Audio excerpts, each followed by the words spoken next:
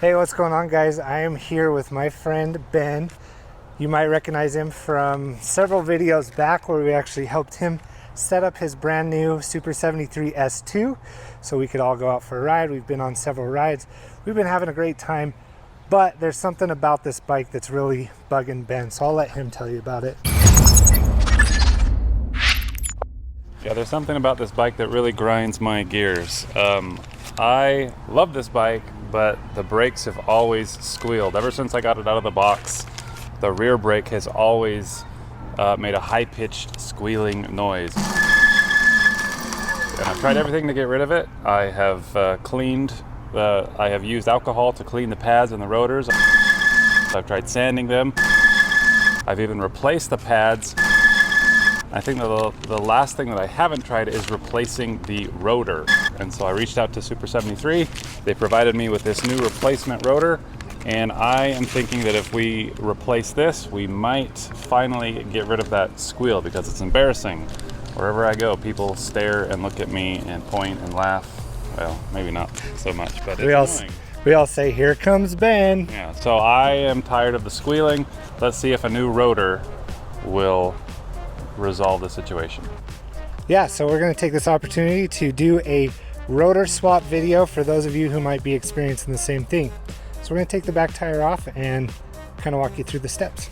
So when I first had to remove the rear tire on my Super73 S2, I was pretty intimidated, but they've actually made it really easy, where all you need to do is remove these two bolts on both sides and snip that zip tie there.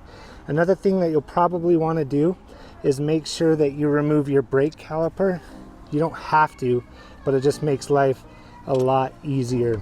So we'll get those removed, get the rear tire off, and then walk you through replacing a rotor. Something Ben's bike has that mine doesn't are these brackets for the fender. My fender ties right into this hole right here. And so if that looks different, that might be why. But yeah, I don't have that bracket like that.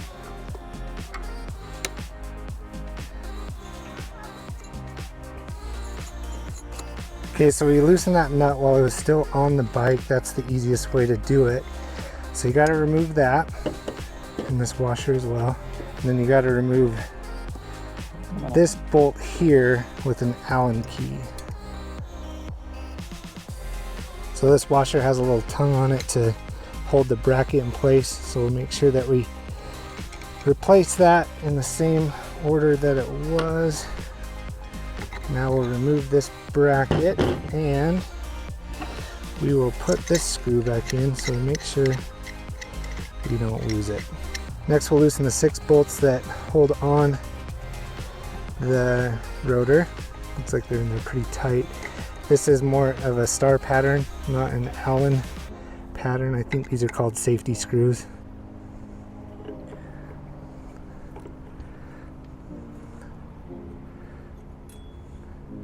All right, so now when you are replacing the rotor, you want to be careful not to touch the new rotor with bare hands.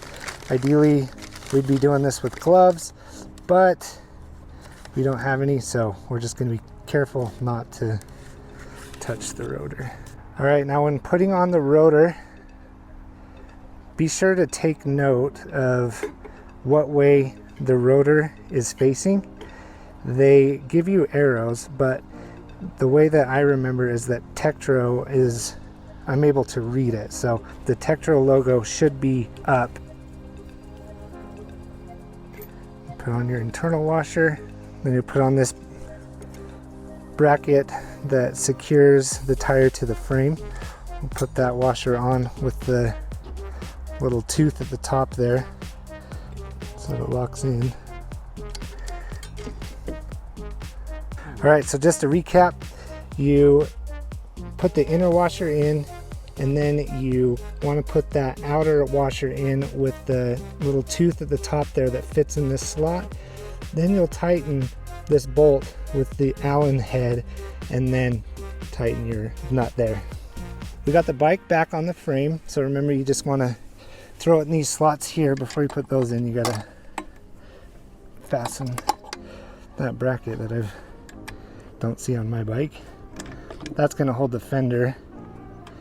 So yeah, you'll add your 4 bolts back here. Made sure the chain was back on the other side as we slide this back in. So yeah, we'll fasten these 4 bolts.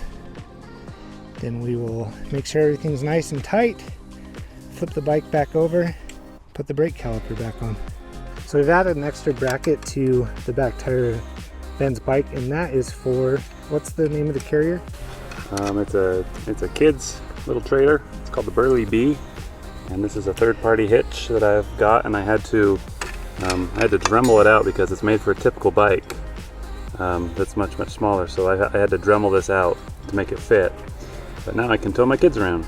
Make sure you reconnect the motor, screw it in, make sure that's nice and tight, and don't forget to add a zip tie. Then we'll flip the bike back over and then throw on the calipers. We'll go ahead and bolt the caliper back on, but before you fasten it all the way down, make sure that it's a little loose because we're gonna have to reset the brake pads and realign them.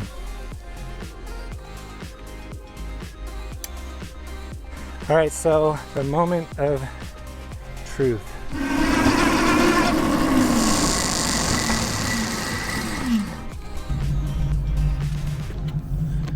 Okay, well, after probably an hour of tinkering with this thing and getting that new rotor on, I can confidently say that this thing is squeal free. So, you know, if you have a squeaky bike and you've tried everything and all else fails, I would replace the rotor, and you'll be riding as quiet as a church mouse. All right, so I'm on Ben's bike and I'm just gonna check out to see if it squeaks, but I think we solved it. It is not squeaking anymore. I'm hitting the brakes and no squeal. Yeah, I think we are in business, folks. I think we did it. Swapping out the rotor was the final solution in this case. So if for some reason you have squeaky brakes, maybe look into that. Check with Super73 on their rotor specs, or if you think it's a big enough problem to email support like Ben did, then you can do that. But yeah, I think we're good to go. So pretty exciting. Hopefully this video was enough of a tutorial that you could do this on your own, but if you don't feel comfortable doing it on your own, then you might have to pay a few extra bucks at a bike shop and they'll do it for you a lot quicker and maybe a little bit more professionally than we did. But hey, it's fun to learn new stuff, right? Anyway, I hope you enjoyed this video. If you did, of course, hit that subscribe button. Almost at 1,000 subscribers, and when I hit 1,000, you know what happens. I'm giving away a couple of super fast chargers by Shy Battery Systems.